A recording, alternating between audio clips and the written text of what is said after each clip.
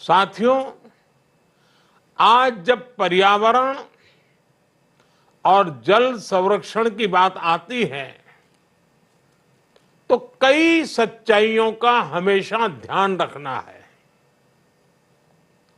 भारत में दुनिया के कुल फ्रेश वाटर का सिर्फ 4% ही है। अपना गुजरातना लोगो समझे माड़ 4% छे।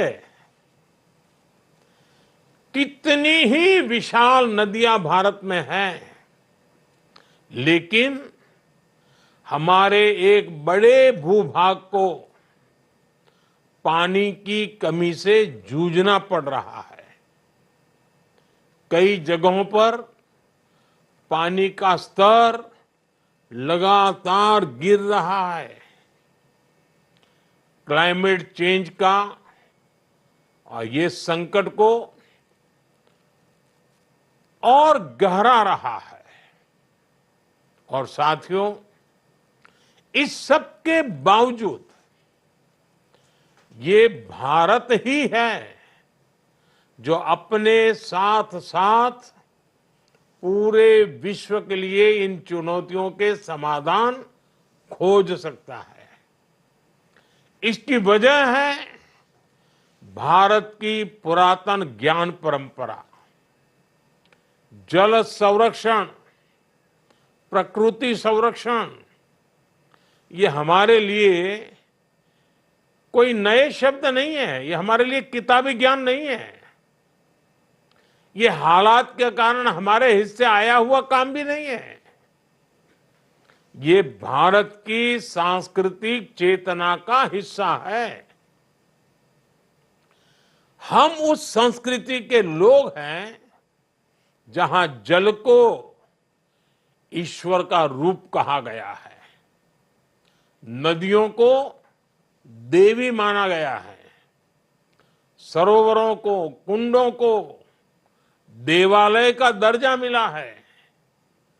गंगा हमारी मां है, नर्मदा हमारी मां है, गोदावरी और कावेरी हमारी मां है। ये रिश्ता हजारों वर्षों का है। हजारों वर्ष पहले भी हमारे पूर्वजों को जल और जल संरक्षण का महत्व पता था।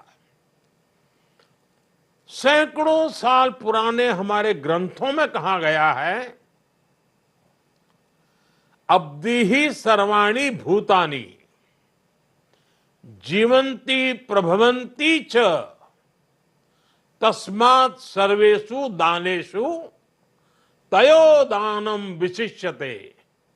अर्थात सब प्राणी जल से ही उत्पन्न हुए हैं, जल से ही जीते हैं। इसलिए जलदान, दूसरों के लिए पानी बचाना, ये सबसे बड़ा दान है। यही बात सैकड़ों साल पहले रहीमदास ने भी कही थी। हम सब ने पढ़ा है।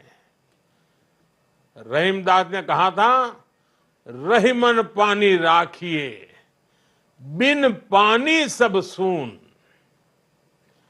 जिस राष्ट्र का चिंतन इतना दूरदर्शी और व्यापक रहा हो, जल संकट की त्रासदी के हल खोजने के लिए उसे दुनिया में सबसे आगे खड़ा होना ही होगा।